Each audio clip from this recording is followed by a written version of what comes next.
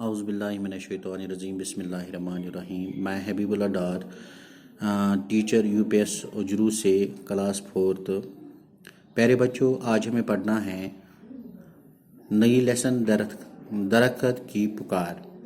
آپ بھی اپنی کتابیں کھولیے اور اس کی طرف دھیان دیجیے۔ آج ہمیں پڑھنا ہے درخت کی پکار۔ میں پڑھوں گا، آپ بھی دھیان دیجیے۔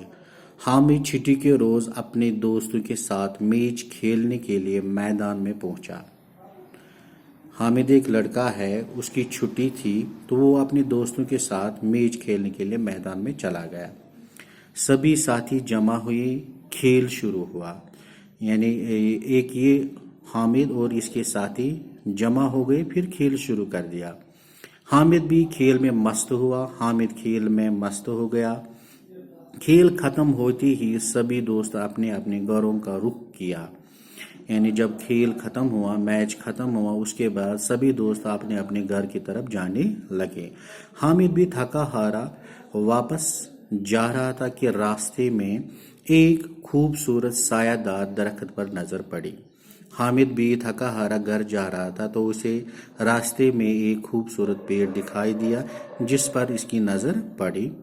ذرا دیر آرام کرنے کے لیے وہ درخت کے ساتھ ٹیک لگا کر بیٹھ گیا۔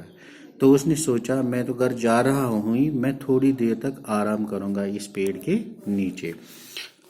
اس پہ ٹیک لگانا، اس کے ساتھ بیٹھنا۔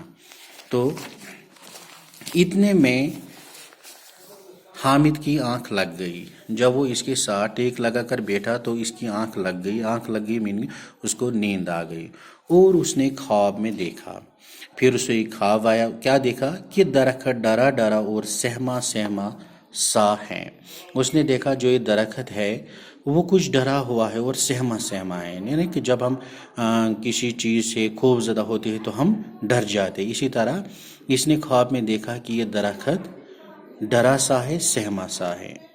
تو پیارے بچوں، آج ہم نے نئی لیسن پڑھی، درخت کی پکار۔ اس کا ہم نے پہلا جو حصہ تھا وہ پڑھ لیا، تو انشاءاللہ نیکسٹ آف لائن کلاس میں ہم اسے آگے چلیں کے لیے۔ تب تک کے لیے خدا حافظ۔